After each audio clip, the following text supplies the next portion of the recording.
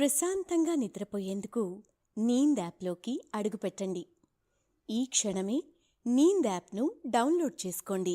ఒత్తిడిని తగ్గించి ప్రశాంతమైన నిద్రలోకి మిమ్మల్ని తీసుకెళ్లే చక్కని కథలు, ధ్యాన పద్ధతులు, ఆహ్లాదకర సంగీతాన్ని మీరు నీంద్ యాప్లో మాత్రమే వినండి. ఇవే కాకుండా పలు రకాల స్లీప్ ప్రోడక్ట్స్ అయిన sleep gummies, milk mix, sleep tea bags గురించిన సమాచారం తెలుసుకోవచ్చు. ఈ ప్రోడక్ట్స్కి మీరు బానిస అయ్యే అవకాశమే లేదు. వీటిని వాడడం వల్ల మీకు ఎటువంటి సైడ్ ఎఫెక్ట్స్ కూడా ఉండవు. సంపూర్ణంగా నిద్రపోయేందుకు ఇవి సహకరిస్తాయి. మీ నిద్రానుభవాన్ని మరింత మెరుగుపరుస్తాయి. అందరికీ నమస్కారం. నేను మీ హేమ. రచయిత్రి అమృత సేకరించి పంపిన నల దమయంతుల ప్రేమ కథను వినబోతున్నాం. ఇది ఓ ప్రేమ కథ మాత్రమే కాదు, ధర్మానికి నిలబడిన ఓ రాజు కథ.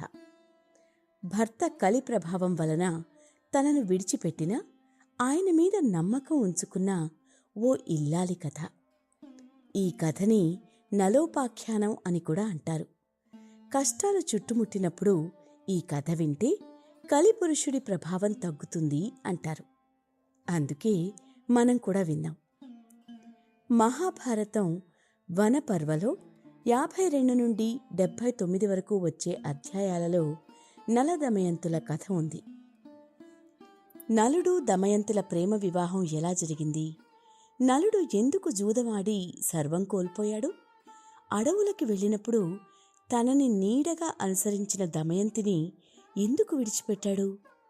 ఆ తర్వాత వారిద్దరూ తిరిగి ఎలా, ఎవరి వలన కలిశారు? ఇలాంటి విషయాలన్నీ తెలుసుకుందాం.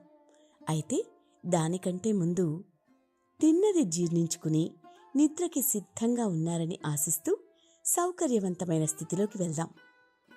మీకిష్టమైన రీతిలో పడుకుని అన్ని లైట్లను ఆఫ్ చేసి మీ కళ్ళు మూసుకోండి. నెమ్మదిగా గాలి పీలుస్తూ పూర్తిగా లోతైన శ్వాస తీసుకుని వదలండి. ఈ ప్రపంచాన్ని, ఇవాల్టి జ్ఞాపకాలను మెల్లగా పక్కకు నెట్టి నిద్రలోకి క్రమంగా జారుకునే సమయం ఇది. మరోసారి నెమ్మదిగా గాలి పీలుస్తూ లోతైన శ్వాస తీసుకుని మీ శరీరంలోని ఒత్తిడిని బయటికి వదిలేయండి. ఇప్పుడు చేయాల్సిందల్లా విశ్రాంతి తీసుకోవడం, సేద తీరడం, మునుపటి స్థితికి రావడం. మీరిప్పుడు మంచం మీద ఉన్నారు. రోజువారీ అలసట నుంచి మీ శరీరం విశ్రాంతి తీసుకుంటున్నట్లుగా మీకు అనిపిస్తుంది. కాళ్ల నుంచి మొదలుపెట్టి మీ అవయవాల్లోని ఒత్తిడిని ఒక్కొక్కటిగా బయటికి పంపించేయండి. మీకోసం అవన్నీ రోజంతా చాలా కష్టపడ్డాయి కాబట్టి వాటికి విశ్రాంతి తీసుకునే అర్హత ఉంది. ముందుగా మీ పాదాల్లో మొదలైన విశ్రాంతానుభూతి క్రమంగా మీ మోకాలి క్రింది భాగానికి చేరుతుంది. అక్కడి నుంచి మోకాళ్లలోకి ప్రవేశిస్తుంది. ఇప్పుడు మీ కాలి ఎగువ భాగాన్ని విశ్రాంతి తీసుకోనివ్వండి. ఈ విశ్రాంత అనుభూతి క్రమంగా మీ పొత్తి కడుపు నుంచి వెన్నెముక మీదుగా ఎగువ వీపు వరకు వచ్చి తర్వాత ఛాతీలోకి ప్రవహిస్తున్నట్లుగా గుర్తించండి. అక్కడి నుంచి మీ భుజాల్లోకి, తర్వాత చేతుల్లోకి, చివరగా వేలి కొనల వరకు వెళ్తున్నట్లుగా అనుభూతి చెందండి. ఆపై మీ మెడ, తల, ముఖం వరకు ఆ అనుభూతి ప్రవహిస్తుంది. ఇప్పుడు మీ శరీరం మొత్తం ప్రశాంతంగా, రిలాక్స్డ్గా నిద్రకు సిద్ధంగా ఉంది. త్వరలో మీరు చక్కని నిద్రలోకి జారుకుంటారు. డ్రీమ్ ల్యాండ్లో ప్రశాంతంగా ప్రయాణిస్తారు. ఈ ప్రయాణం ఉదయం వరకు కొనసాగుతూ ఉంటుంది. విలువలకు కట్టుబడి ఉండడం ధర్మం. కానీ ఒక్కోసారి ధర్మ విరుద్ధమైన పని చేసేందుకు మనసు ఇష్టపడడం ప్రలోభం. చెడు కాలం, చేదు అనుభవం. ఎన్ని అవస్థలొచ్చినా సమాజం మీద శ్రద్ధ ఉండడం ఉత్తమం. సామాజిక ఐక్యతకు సంస్కృతి పునాది లాంటిది. ఒక్క మాటలో చెప్పాలంటే సమాజంలోని అందరి నడవడిక ఒకే పద్ధతిలో ఉండేలా చేయగల శక్తి సంస్కృతికి తప్ప మరి దేనికి లేదు. భారతదేశంలో ఇలాంటి సంస్కృతి నిలబడ్డానికి పురాణాలు కారణం. నల దమయంతి కథ మహాభారతంలో వస్తుంది. మహాభారత కథలో ఉపకథగా నల దమయంతుల కథ ధర్మరాజు చింత పోగొట్టేందుకు చెప్పబడింది. అయితే ఈ కథ ధర్మరాజు గారికే కాదు, మనకు కూడా ఎన్నో విషయాలను నేర్పుతుంది. కాబట్టే విందాం, నీతి అర్థం చేసుకుందాం. మహాభారతంలో ధర్మం తెలిసిన ధర్మరాజు సవాలు విసిరినప్పుడు ఓ క్షత్రియుడిగా కాదనలేక జూదం ఆడేందుకు ఒప్పుకున్నాడు. మాయాపాచికలకి వశమై ఒక్కొక్కటిగా అన్నీ పోగొట్టుకున్నాడు. ఓడిపోయిన పాండవులు అరణ్యవాసంలో ఉన్నప్పుడు వారి దగ్గరికి బృహదస్సుడు అనే ముని వచ్చాడు. ధర్మరాజు ఆ మునితో, స్వామి, కౌరవుల కారణంగా అన్నీ కోల్పోయి ఇలా మేము ఇన్ని బాధలు భరిస్తున్నాం. ఎంతో చింతగా, ఆందోళనగా ఉంది. నా కుటుంబానికి ఈ గతి పట్టించాననే బాధ నన్ను దహిస్తోంది. అసలు ఇలాంటి పని ఎవరైనా చేస్తారా? నేనే ఎందుకు? నాకే ఎందుకు? మాలానే ఇలా సర్వం కోల్పోయి జీవించేవారు ఇంకెవరన్నా అసలు ఉండరేమో కదా అని తనని తను నిందించుకుని అడిగినప్పుడు ఆ ముని, ధర్మరాజా, కలి ప్రభావం చేత ఇలాంటి కష్టాలు మంచివారికి ఎక్కువగా వస్తాయి. కష్టం వచ్చినప్పుడు నాకే ఎందుకు ఇలా జరగాలి అనిపించడం సహజం. నిజానికి నీకైనా నీ తమ్ముళ్ళు తోడున్నారు కదయ్యా. కానీ మీలానే జూదంలో అన్నీ కోల్పోయిన ఒక మహారాజు ప్రాణంగా ప్రేమించిన భార్యతో పాటు అడవులకి వెళ్ళి ఎన్నో బాధలు పడి భార్యని కూడా విడిచి వెళ్ళిపోయాడు. ఆయన కథ తెలిస్తే నీకు ఈ వేదన తగ్గవచ్చు అన్నాడు. అప్పుడు ధర్మరాజు వారి కథని వివరించమని అడగగా నల దమయంతుల కథని వివరించాడు ముని. నల మహారాజు నిషధ రాజ్యానికి రాజు వీరసేనకు జన్మించిన యువరాజు. నల గుర్రాలు తోలడంలో నైపుణ్యుడు. ధర్మాన్ని పాలించే స్వచ్ఛమైన హృదయం కలవాడు. అంతేకాక పాక నైపుణ్యానికి ప్రసిద్ధి చెందినవాడు. ఆయన వండడంలో ఎంతో ఘనుడు. నలభీమ పాకం అన్న పదం ఆయన వంటల సమర్థత నుంచి వచ్చింది. తన పరాక్రమంతో ఎన్నో దేశాలను జయించి ప్రజారంజకంగా పరిపాలిస్తూ ఉండేవాడు.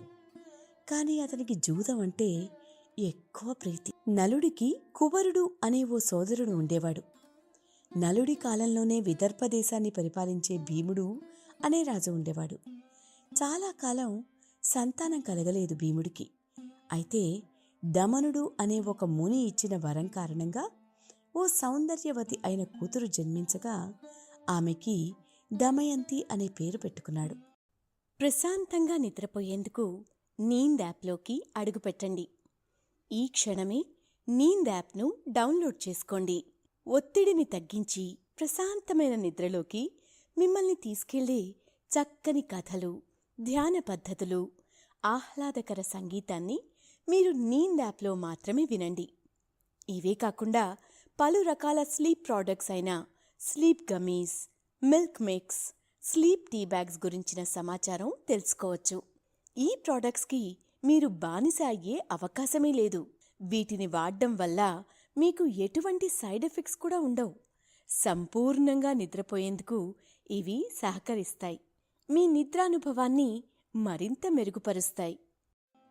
అలాగే దముడు, దమనుడు, దాంతుడు అనే కుమారుడు కూడా కలిగారు. దమయంతి అతిరూప సౌందర్యవతిగా ఎదిగింది. మంచి గుణవంతురాలు. దమయంతి అందం, వ్యక్తిత్వం గురించి విన్న నలుడు ఆవిడపైన మనసు పారేసుకున్నాడు. కాని ఆవిడ్ని ఎలా కలిసేది? ఆవిడ మెప్పు పొందేది ఎప్పుడు? తన నిషాద స్వరం ప్రియురాలికి చేరేది ఎలాగా? ఇవేవీ తెలియలేదు శుద్ధ ప్రేమలో మునిగిన నిషాదరాజుగారికి. నలుడి ఊహకి అందని ఉత్తమ గుణాలు కలది. రవివర్మ కుంచెకి అందిన అందం కదా అది. తనను వర్ణించడం అసాధ్యమైంది రాయబారి హంసకి. ధర్మం మాట్లాడి పాటించు లక్షణాలు ఉన్న చిన్నది తనని వరించాలని ఎదురుచూసే నలుణ్ణి కలిసేది ఎలా మరి? చూద్దాం మరి. అతని మనసులో మాట నెరవేర్చడానికే అన్నట్టుగా ఓసారి నలుడు అడవిలో సంచరిస్తుండగా ఒక హంసల గుంపు అతడికి దగ్గరలో కనిపించగా రాజుకి ముచ్చట వేసి ఆ గుంపులో ఒక హంసని పట్టుకుని చూస్తుండగా మిగిలిన హంసలు వెళ్ళిపోయాయి. అప్పుడు ఆ హంస, రాజా, నన్ను విడిచిపెట్టు. నీ మనసులో దమయంతి ఉన్నది కదూ. నేను వెళ్ళి నీ మనసులో మాటని, నీ గురించి, నీ ధీరత్వం గురించి ఆవిడికి చెప్పి నీపై ఇష్టం పెరిగేలా చేస్తాను. నీ మీద అనురాగం కలిగేలా చేస్తాను.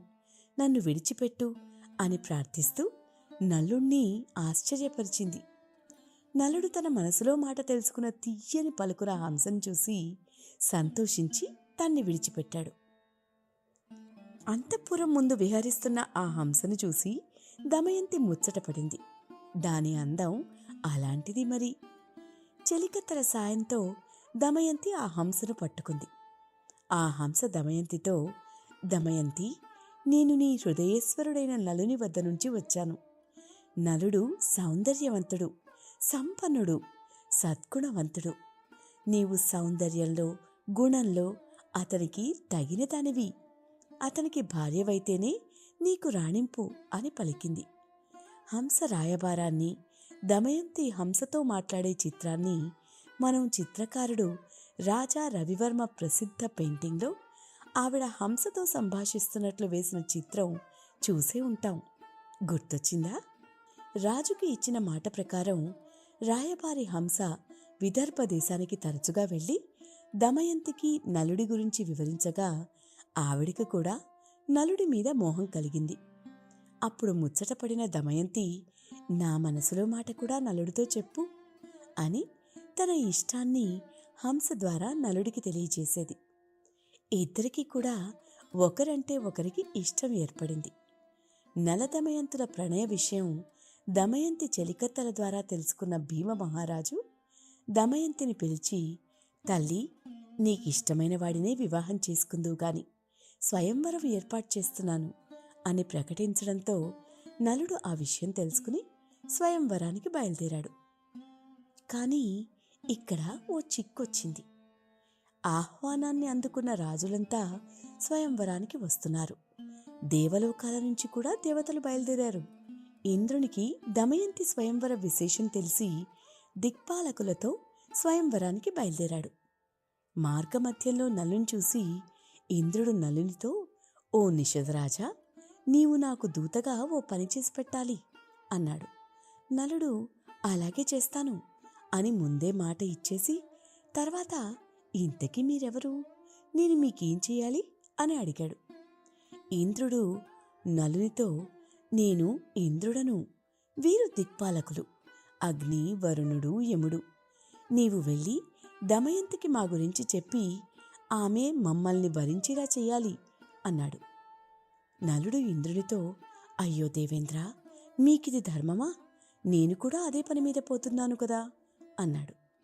ఇంద్రుడి నలునితో, నీవు మాకు మాటిచ్చావు కనుక ఈ కార్యం చేయవలసిందే. ఇది దేవతా కార్యమని భావించు. నీవు చేయగలవు. మాట తప్పడం ధర్మం కాదు కదా. మా మహిమ చేత అంతఃపురానికి వెళ్ళడానికి నీకెవ్వరూ అడ్డు చెప్పరు. జాగు చెయ్యకు అన్నాడు. గత్యంతరం లేక నలుడు దమయంతి అంతఃపురంలోకి ప్రవేశించాడు. నలుడు దమయంతిని మొదటిసారిగా చూసినప్పుడు హంస చెప్పిన దానికంటే దమయంతి సౌందర్యవతి, కాని ఈమెను వరించే అదృష్టం నాకు ఎందుకని లేదో అనుకున్నాడు. దమయంతి ఆమె చెలికత్తెలు నలుణ్ణి చూసి ఆశ్చర్యపోయారు. దమయంతి నలుణ్ణి చూసి, ఆర్య, మీరెవరు? ఎక్కడి నుండి వచ్చారు? ఈ అంతఃపురంలోకి ఎవరికీ కనపడకుండా ఎలా ప్రవేశించారు అని అడిగింది. నలుడు దమయంతితో, నా పేరు నలుడు. నేను దేవదూతగా వచ్చాను. దిక్పాలకులు వారిలో ఒకరిని వరించమని నీకు చెప్పమని నన్ను పంపారు అన్నాడు. అది విని దమయంతి సంతోషంతో ఎగిరిగంతేయలేదు. దేవతలే నన్ను వరించడానికి వచ్చారని మురిసిపోలేదు. నలుని మాటలకు తను ఎంతగానో బాధపడింది. స్వామి, నేను మానవ కాంతను. నమస్కరించవలసిన దేవతలను వరించడం ధర్మమా? నాడు హంస చెప్పినది మీ గురించే అయితే నేను నలుడు అనే మిమ్మల్ని నా భర్తగా తలుచుకుంటున్నాను.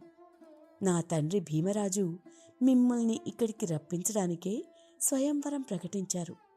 మీతో మానసికంగా నాకు వివాహం ఈనాడో జరిగిపోయింది. ఇప్పుడు మరో పురుషుణ్ణి కానీ దేవుణ్ణి కానీ నేను ఊహించుకోలేను. కనుక మీరే నన్ను స్వీకరించండి. లేకుంటే నా ప్రాణాలను తీసుకుంటాను కానీ ఆ ముక్కోటి వచ్చి వరిస్తానన్నా నేను అంగీకరించను అని దమయంతి నలుణ్ణి ప్రార్థించింది. నలుడు దమయంతితో, దమయంతి, దేవతలు ఐశ్వర్యవంతులు, జనన మరణాలు లేనివారు. వారిని కాదని జనన మరణాలకు ఆలవాలమైన నన్ను కోరడం న్యాయమా అని ఒప్పించే ప్రయత్నం చేశాడు. ఆ మాటలు విని దమయంతి దుఃఖించింది.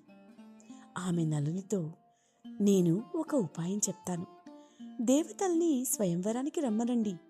వారితో మీరు వస్తానని చెప్పండి. అందరి ముందు నేను దేవతలను ప్రార్థించి మిమ్మల్నే వివాహమాడతాను. అప్పుడు మీకు దేవతల మాట వినలేదన్న దోషం ఉండదు అంది. ఆ మాటలు నలుడు ఇంద్రునికి చెప్పాడు. అది విని దిక్పాలకులు, దమయంతి ఉండగా నిన్నెలా వరిస్తుందో చూస్తాం అని అందరూ నలునితో స్వయంవరానికి వచ్చి నలుని రూపంలో అతనిలాగా కనిపించేలా కూర్చున్నారు. ఇంద్రుడు, అగ్నిహోత్రుడు, యముడు, వరుణుడు కూడా నలుల్లా ఉన్నారు. స్వయంవర మండపంలో దమయంతికి ఒకేసారి 5 నలుళ్ళు కనిపించారు. ప్రశాంతంగా నిద్రపోయేందుకు నీంద్ యాప్లోకి అడుగుపెట్టండి. ఈ క్షణమే నీంద్ యాప్ను డౌన్లోడ్ చేసుకోండి. ఒత్తిడిని తగ్గించి ప్రశాంతమైన నిద్రలోకి మిమ్మల్ని తీసుకెళ్లే చక్కని కథలు, ధ్యాన పద్ధతులు, ఆహ్లాదకర సంగీతాన్ని మీరు నీంద్ యాప్లో మాత్రమే వినండి. ఇవే కాకుండా పలు రకాల స్లీప్ ప్రోడక్ట్స్ అయిన sleep gummies, milk mix, sleep tea bags గురించిన సమాచారం తెలుసుకోవచ్చు. ఈ ప్రోడక్ట్స్కి మీరు బానిస అయ్యే అవకాశమే లేదు. వీటిని వాడడం వల్ల మీకు ఎటువంటి సైడ్ ఎఫెక్ట్స్ కూడా ఉండవు. సంపూర్ణంగా నిద్రపోయేందుకు ఇవి సహకరిస్తాయి. మీ నిద్రానుభవాన్ని మరింత మెరుగుపరుస్తాయి. దమయంతి వరమాల పట్టుకుని వచ్చింది. నలుడు రూపంలో 5 ఉండడం చూసి ఆశ్చర్యపోయింది. నిర్మలమైన మనస్సుతో, స్వచ్ఛమైన ప్రేమతో మనసులో ధ్యానించి, దేవతలారా, నలుణ్ణి గుర్తుపట్టడంలో నాకు సహకరించండి. మీ నిజ రూపాలతో ప్రత్యక్షమవ్వండి అని ప్రార్థించింది. ఆపై వారిలో నలుడు మాత్రమే చెమట పడుతూ కళ్ళార్పుతూ కనిపించాడు. అతనిపై వరమాల వేసింది. ఆవిడ అచంచల ప్రేమకు మెచ్చుకుని దేవతలు దమయంతిని కరుణించి తమ నిజ రూపాలతో ప్రత్యక్షమయ్యి తను తలుచుకుంటే తనకు సాయం చేస్తామని మాటిచ్చారు. నల దమయంతులకు వైభవోపేతంగా వివాహం జరిగింది. ఇంద్రాది దేవతలు అనేక వరాలిచ్చి ఇద్దరిని అనుగ్రహించారు. ఇక దేవతలు తిరిగి వెళ్తుండగా వారికి కలిపురుషుడు ఎదురయ్యాడు. ఎక్కడికెళ్తున్నావు అని దేవతలు ప్రశ్నించగా, దమయంతి స్వయంవరానికి వెళ్తున్నాను అని కలి చెప్పడంతో దేవతలు తనకి వివాహం నలుడితో అయిందని వివరిస్తారు. ఆ మాట విని సహించలేక పగ పెట్టుకున్న కలి, వారి ప్రేమ అంత గొప్పదా? మీరు స్వయంవరానికి వెళ్ళి వారిని ఆశీర్వదించడం ఏమిటి? ఈ మాత్రం దానికి వెళ్ళడం ఎందుకో? పరీక్ష పెట్టడం అంటే ఏమిటో నేను చూపిస్తాను. వారిని విడదీస్తాను, నలుడిని నాశనం చేస్తాను అన్నాడు. కాని ధర్మాత్ముడైన నలుడు ఏ తప్పు చేయలేని అసమర్థుడు, పాపపుణ్యాల విచక్షణ ఉన్నవాడు, దైవచింతన ఉన్నవాడు, రాజ్యాన్ని చక్కగా పాలించేవాడు, చీమకైనా అన్యాయంగా హాని చేయనివాడు, శిక్ష వేసే ముందు ఆలోచించేవాడు, స్నేహం పంచేవాడు, మంచి వాక్కు ఉన్నవాడు. అంతటి ధర్మాత్ముడైన రాజుని ఎలా పట్టుకుంటావు అని ప్రశ్నించారు. నలుడు ఎక్కడో ఒకచోట దొరకకపోడు అని అవకాశం కోసం ఎదురుచూస్తూ ఉన్నాడు కలిపురుషుడు. కొంతకాలం పాటు నలుడు దమయంతితో సుఖంగా దేశాన్ని పరిపాలించాడు. వారికి 2 పిల్లలు పుట్టారు. ఇంద్రసేన అనే అమ్మాయి, ఇంద్రసేనుడు అనే అబ్బాయి. ఇద్దరి పేర్లు ఒకేలా పెట్టుకున్నారులేండి. ఈ ఇంద్రసేనయే పాండవులకి భార్య ద్రౌపదిగా పుట్టింది అని కూడా చెప్తారు. అయితే కలి ఎదురుచూస్తున్న సమయం రానే వచ్చింది. నలుడికి దుర్గతి పట్టించే కారణం స్వయంగా అతని తమ్ముడే అయ్యాడు. నలుడికి ఓ సోదరుడు, పేరు కువరుడు అని చెప్పుకున్నాం కదా. రాజ్యంపైన అధికారం చేయాలనే ఆశ అతిగా పెరిగింది అతనిలో. ఒక్కసారి కోరికల కోసం పుట్టిన ఆశ దక్కించుకునేదాకా వదలదు అని మనం ఎన్నో కథల్లో చెప్పుకున్నాం కదా.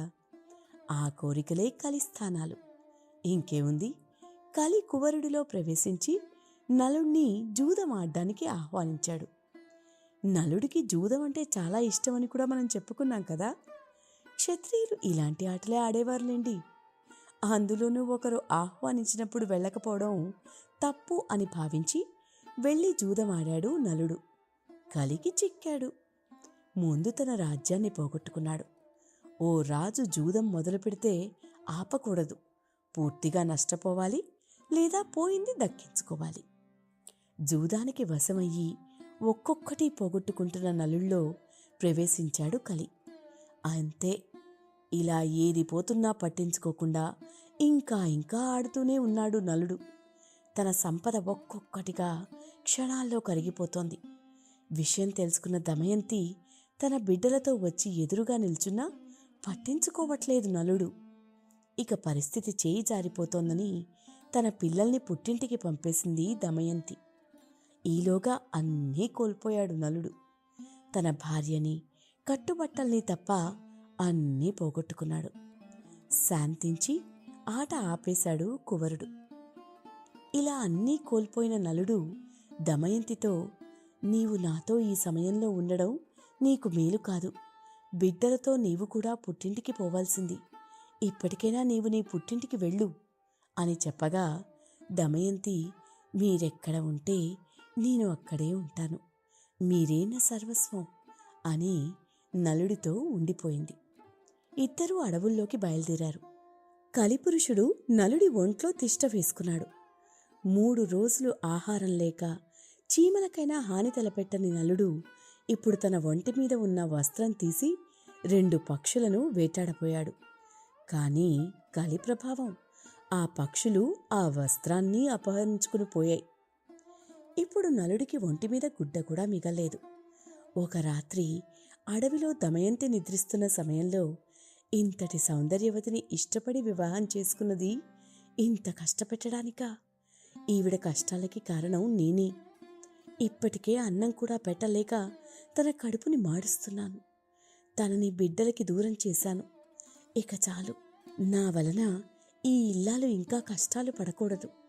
నేను చేసే పనులకి మరొకరు బలి అవ్వనక్కర్లేదు అని దిగులు చెంది నలుడు, నేను తనతో లేకుంటే తనకి కష్టాలుండవు, తన పుట్టింటికి వెళ్ళిపోతుంది అని భావించి దమయంతి నిద్రిస్తున్న సమయంలో ఆమెని అక్కడే వదిలేసి ఆవిడ కట్టుకున్న చీరలో కాస్త బట్ట చించి అది కప్పుకుని ఆమెని ఒంటరిగా వదిలి వెళ్ళిపోయాడు.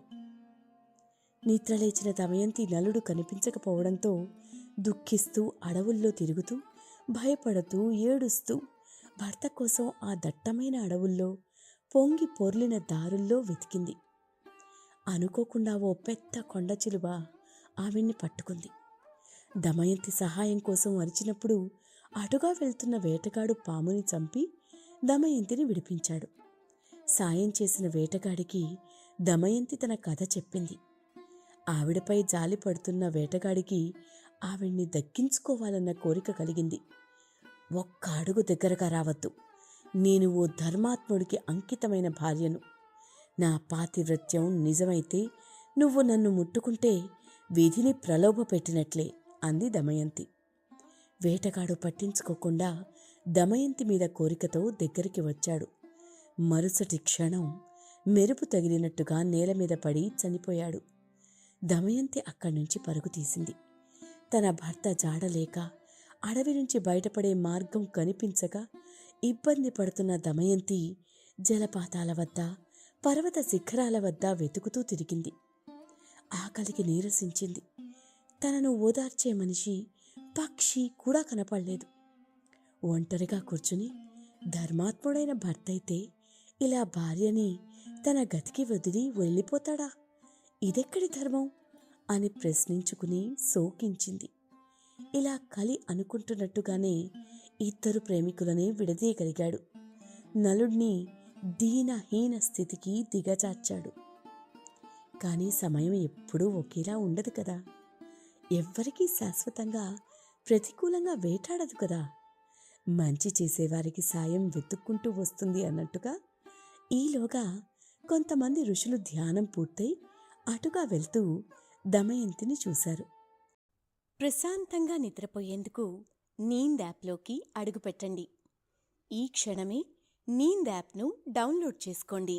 ఒత్తిడిని తగ్గించి ప్రశాంతమైన నిద్రలోకి మిమ్మల్ని తీసుకెళ్లే చక్కని కథలు, ధ్యాన పద్ధతులు, ఆహ్లాదకర సంగీతాన్ని మీరు నీంద్ యాప్లో మాత్రమే వినండి.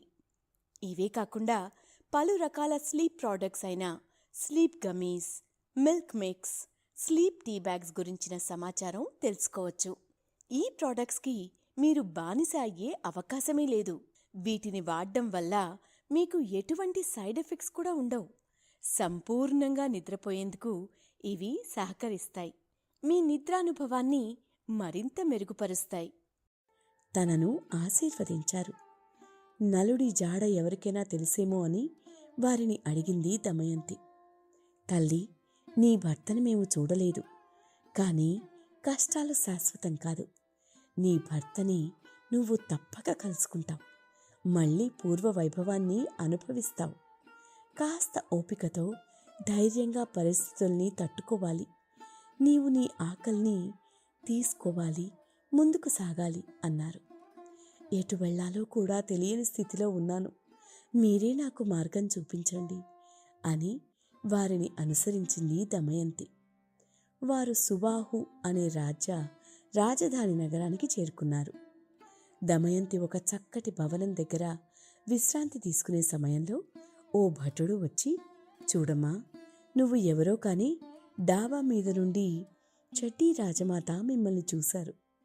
మీరు తేజోమూర్తిగా కనిపిస్తున్నారని మిమ్మల్ని వెంట తీసుకుని రమ్మన్నారు అని దమయంతిని భటుడు రాజమాత దగ్గరికి తీసుకువెళ్ళాడు. రాజమాత దుమ్ముతో ఉన్న రాజదుస్తులు ధరించిన దమయంతిని పరీక్షగా చూసింది. ఎవరమ్మా నువ్వు? నిన్నెక్కడో చూసినట్టు ఉంది. నీకు నేను ఏదైనా సాయం చేయగలనా అని అడిగింది రాజమాత.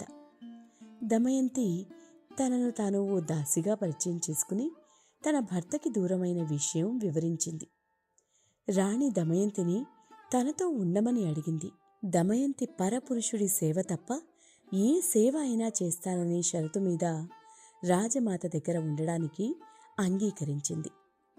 మరోవైపు దమయంతిని విడిచి వెళ్ళిన నలుడు అరణ్యంలో సంచరిస్తుండగా ఒకచోట అగ్ని చెలరేగి కాపాడమంటూ ఆర్తనాదాలు వినిపించాయి. నలుడు ఆ అగ్నిలో చిక్కుకున్న నాగకుమారుణ్ణి రక్షించి బయటికి తీసుకురాగా బయటపడిన ఆ కర్కోటకం నలుడు చేసిన ఉపకారానికి సాయం చేస్తానని అతన్ని కాటేసింది. అదేమిటి సర్పమా, నీకు సాయం చేస్తే నువ్వు చేసే సాయం ఇదేనా? ఇప్పుడు నీ విషం నాలో నిండి నేనేం కావాలి అని అడిగాడు నలుడు. కర్కోటకం కాటు వేయడంతో నలుడి రూపం మొత్తం మారిపోతుంది. గుర్తించడానికి వీలులేని మరుగుజ్జువాడు అయ్యాడు. అప్పుడు ఆ పాము, రాజా, నా పేరు కర్కోటకుడు. నీకు నా కాటు వలన ఎలాంటి ప్రమాదమూ లేదు. నీలాంటి ధర్మాత్ములు ఇలా దిక్కుతోచక తిరుగుతున్నారని అపకీర్తి లేకుండా ఇలా నీ రూపం మార్చాను. నిన్ను ఇప్పుడు ఎవ్వరూ గుర్తుపట్టరు. ఇలా కొంతకాలం మారువేషంలో ఉండు.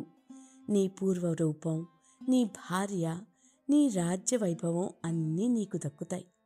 దిగులు చెందకు, కానీ కాస్త సమయం పడుతుంది. ఇక్కడి దగ్గరలోనే అయోధ్య రాజ్యం ఉంది. ఆ రాజ్యాన్ని పాలించే రాజు ఋతుపర్ణుడు. అక్కడికి వెళ్ళి ఆ రాజుకి రథసారథిగా ఉంటూ నీకు వచ్చిన అశ్వహృదయం, నలభీమ పాకం ప్రదర్శిస్తూ అతడికి తోడుగా ఉండు. అవసరం అనుకున్నప్పుడు నన్ను తలుచుకో, నీకు మేలు చేసి పెడతాను అని చెప్పాడు కర్కోటకుడు. ఇలా భార్య మీద బెంగతో ఉన్న నలుడు సర్పరాజు చెప్పిన అయోధ్య రాజ్యానికి వెళ్ళి ఋతుపర్ణుడికి రథసారథిగా ఉంటూ బాహుకుడు అనే పేరుతో రాజుకి తనకి వచ్చిన వంటలు చేస్తూ ఉన్నాడు. ఇక తన పుట్టింటికి చేరుకున్న దమయంతి పిల్లల్ని చేరదీసిన దమయంతి తండ్రి దమయంతి కోసం కొంతమంది బ్రాహ్మణులని పంపాడు. ఓ బ్రాహ్మణుల గుంపు సుబాహు రాజ్యంలో దమయంతిని గుర్తుపట్టి తన తండ్రి విదర్భ రాజ్యంలో తన కోసం ఎదురుచూస్తున్నాడని చెప్తారు. ఈ మాటలు విన్న రాజమాత తాను దమయంతి తల్లికి సోదరిని అని పరిచయం చేసుకుని ఇంతవరకు తన గురించి నిజం ఎందుకు చెప్పలేదని ప్రశ్నిస్తూ దమయంతి బాధని పంచుకుని స్వయంగా ఆవిడే దమయంతిని పుట్టింటికి పంపించే ఏర్పాట్లు చేస్తుంది. పుట్టింటికి చేరుకున్న దమయంతి నుంచి విషయం తెలుసుకున్న విదర్భరాజైన భీముడు నలుడి కోసం గాలించమని మరికొంతమందిని పంపాడు. నలుడి జాడని కనుక్కోవడానికి కొందరు దిక్కులకు వెళ్ళి వెతికి రాగా భటులకి నలుడి ఆచూకీ మాత్రం తెలియలేదు. మీరు వెతికినా ఆయన్ని గుర్తుపట్టడం కష్టం, ఏ మారు వేషంలో ఉన్నారో అని దమయంతి రోదిస్తుండగా ఓ భటుడు, అమ్మా, అయోధ్య రాజ్యంలో బాహుకుడు అనేవాడు తన భార్య కోసం దుఃఖిస్తున్నాడు. మీరు అడగమన్నట్టే ప్రతి రాజ్యంలో మీరు అడగమన్న ప్రశ్నే వేశాను. ఏ ధర్మాత్ముడు తన ధర్మపత్నిని తన గదికి వదిలి వెళ్ళిపోతాడు? ఇది ధర్మమేనా అని ప్రశ్నించాను. రాజుల నుండి రాజ్యాల్లో వారి నుంచి సమాధానం రాలేదు. కానీ ఈ బాహుకుడు అనేవాడు ఆ భర్తకి వచ్చిన సమస్య ఏమిటో ధర్మశాసనం కాదు కదా, అవతలి వారికి హాని అనుకున్నప్పుడు భర్త భార్యను వదిలినా అది ధర్మమేనేమో అని మీ ప్రశ్నకే అన్నట్టుగా సమాధానమిచ్చాడు అన్నాడు భటుడు. ఆ మాటలు విన్న దమయంతి అతడే నలుడు అయి ఉంటాడేమో అనుకుంది.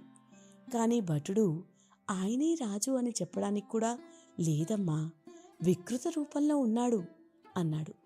అప్పుడు దమయంతి వెంటనే తన తండ్రి దగ్గరికి వెళ్ళి, నాకు మళ్ళీ స్వయంవరం ఏర్పాటు చేయండి, ఇప్పుడే అయోధ్యకి కబురు పంపి రాజుని ఆహ్వానించండి, అతనికి మాత్రం అందర్నీ ఆహ్వానిస్తున్నట్టు చెప్పండి, వెంటనే స్వయంవరం అని సమయం లేదని చెప్పండి. ఆ రాజు నమ్మి వచ్చేలా చేస్తే ఖచ్చితంగా వేగంగా రథాల్ని తోలే రథసారథి కోసం చూస్తాడు. ఈ బాహుకుడే నలుడైతే అతను రథాలను తోలడంలో నిపుణుడు కాబట్టి తన భార్య స్వయంవరం గురించి తెలిసి ఆ బాహుకుడు కూడా అంతే వేగంగా రాజు వెంట వస్తాడు అని అంది. దమయంతి ఉపాయానికి మెచ్చుకున్న తన తండ్రి వెంటనే ఏర్పాటు చేశాడు. కబురు అందుకున్న అయోధ్య రాజు ఋతుపర్ణుడు కూడా వివాహమైన రాణికి స్వయంవరం ఏమిటో ఈ వింత చూడాల్సిందే అనుకుని బాహుకుడిగా ఉన్న నలుణ్ణి పిలిచి, మనం విదర్భ దేశానికి తక్షణమే వెళ్ళాలి, నీ అశ్వవిద్య అంతా నాకు తెలుసు, అక్కడి రాణి దమయంతి తన 2వ స్వయంవరం ప్రకటించింది, ఈ వింత నేను చూడాలి అని చెప్పడంతో నలుడు మనసులో, నా భార్య నా కారణంగా దుఃఖంలో మునిగిపోయి కోపంలో ఇలాంటి నిర్ణయం తీసుకుందా, నా రాక కోసం ఎదురు చూడలేకపోయిందా అని దుఃఖిస్తూ అసలు విషయం ఏమిటో వెళ్ళి చూస్తే కాని అర్థం కాదని భావించి రాజు ఆజ్ఞని పాటిస్తూ సరేనని రథాన్ని సిద్ధం చేసి రాజుతో బయలుదేరాడు. మనకి ఆ రాజ్యానికి చాలా దూరం కదా, మనం ఎలా అయినా వెంటనే బయలుదేరి ఆ రాజ్యాన్ని చేరుకోవాలి అని అన్నాడు రాజు.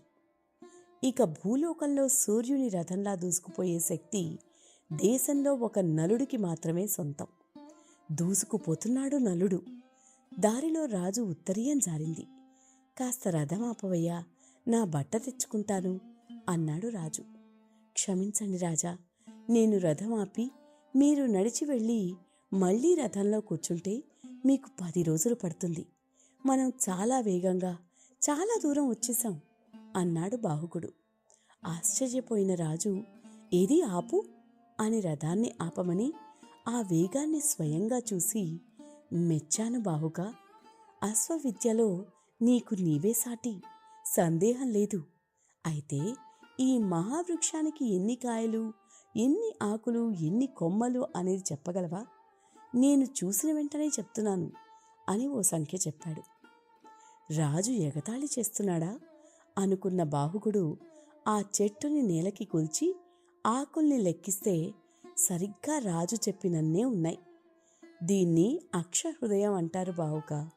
నేను ఏ గుంపుని చూసినా, దేన్ని చూసినా అందులో సంఖ్యలు ఉంటే వెంటనే చెప్పగలను. నీ అశ్వవిద్య నాకు నేర్పితే నీకు అక్షహృదయం నేర్పుతాను అన్నాడు. సరేనన్నాడు బాహుకుడిగా ఉన్న నలుడు. అక్షహృదయం నేర్చుకున్నాక ఆ శక్తికి నలుల్లో ఉన్న కలి భయపడి బయటికి వచ్చాడు. నన్ను క్షమించు నలా, నేను కలిపురుషుణ్ణి. నువ్వు జూదం ఆపకుండా ఆడుతున్న క్షణం నుంచి నిన్ను ఆవహించి ఉన్నాను. ఇప్పుడు అక్షహృదయం తెలిసినవాడివి, నీలో నేను ఉండలేను. నిన్ను ఎంతో ఏడిపించి సర్వనాశనం చేద్దాం అనుకున్నాను. చేసేవాడినే, నువ్వు ఈ రాజుని కలిసి ఉండకపోతే అన్నాడు కలి. నలుడికి ఎంతో కోపావేశాలు వచ్చాయి. నన్ను నా భార్యను దూరం చేసిన నిన్ను నేను వదలను అన్నాడు.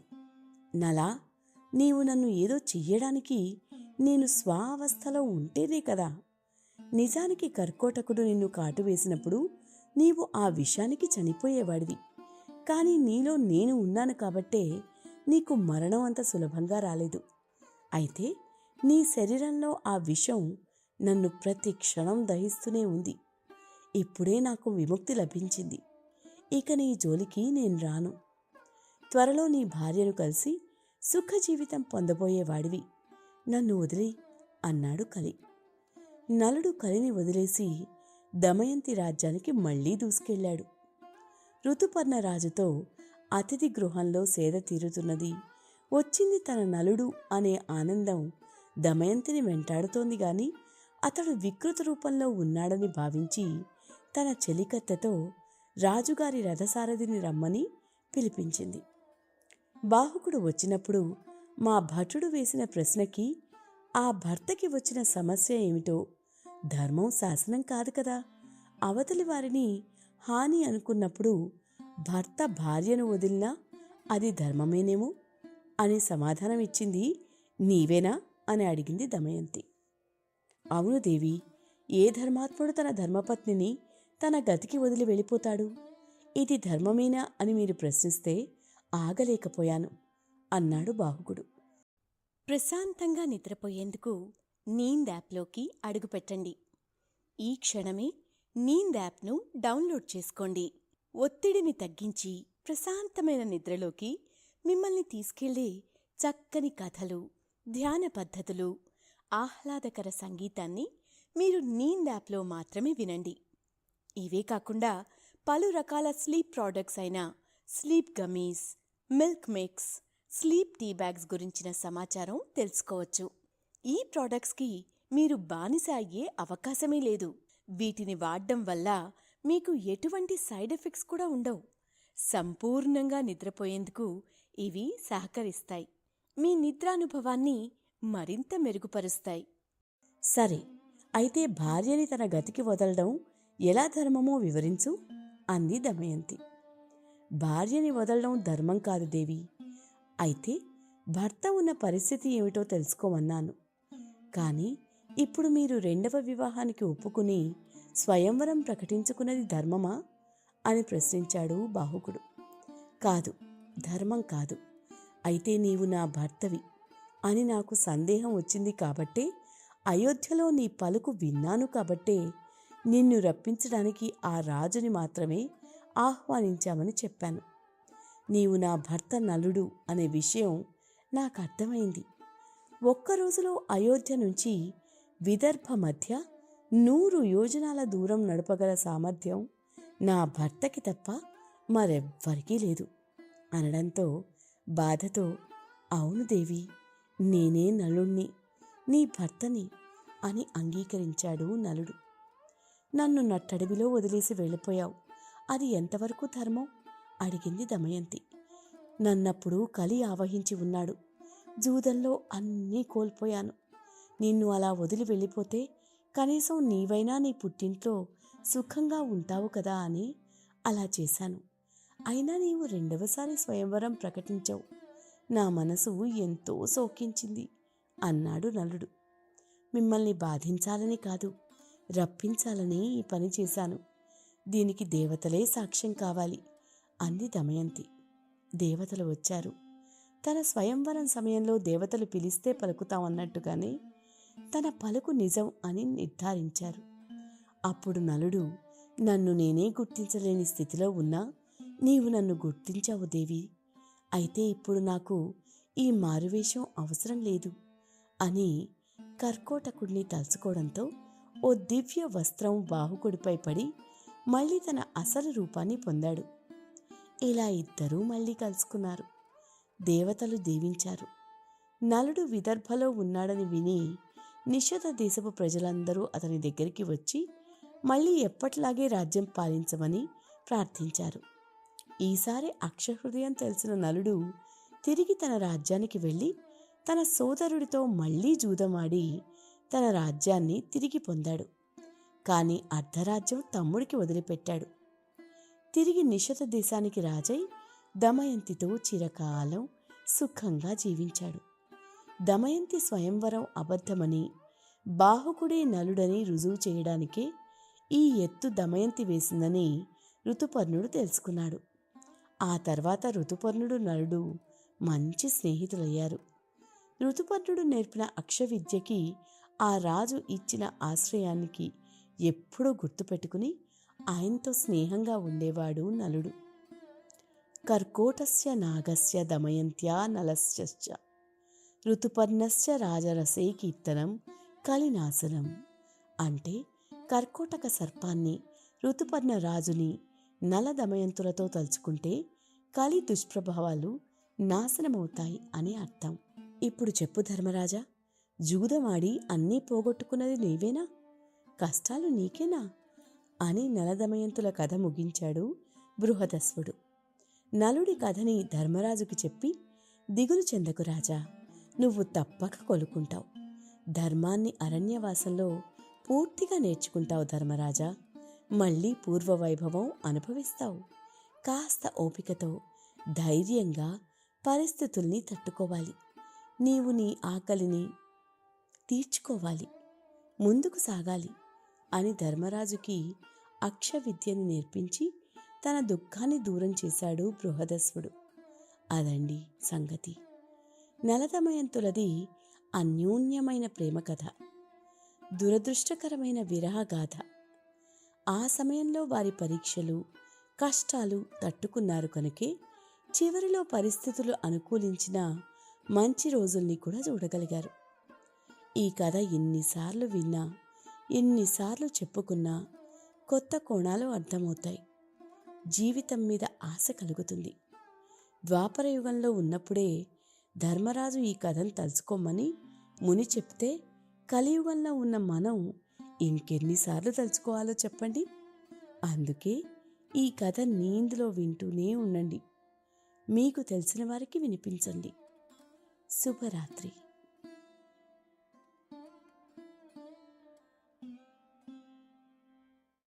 ప్రశాంతంగా నిద్రపోయేందుకు నీంద్ యాప్లోకి అడుగుపెట్టండి. ఈ క్షణమే నీంద్ యాప్ను డౌన్లోడ్ చేసుకోండి. ఒత్తిడిని తగ్గించి ప్రశాంతమైన నిద్రలోకి మిమ్మల్ని తీసుకెళ్లే చక్కని కథలు, ధ్యాన పద్ధతులు, ఆహ్లాదకర సంగీతాన్ని మీరు నీంద్ యాప్లో మాత్రమే వినండి. ఇవే కాకుండా పలు రకాల స్లీప్ ప్రోడక్ట్స్ అయిన sleep gummies, milk mix, sleep tea bags గురించిన సమాచారం తెలుసుకోవచ్చు. ఈ ప్రోడక్ట్స్కి మీరు బానిస అయ్యే అవకాశమే లేదు. వీటిని వాడడం వల్ల మీకు ఎటువంటి సైడ్ ఎఫెక్ట్స్ కూడా ఉండవు. సంపూర్ణంగా నిద్రపోయేందుకు ఇవి సహకరిస్తాయి. మీ నిద్రానుభవాన్ని మరింత మెరుగుపరుస్తాయి.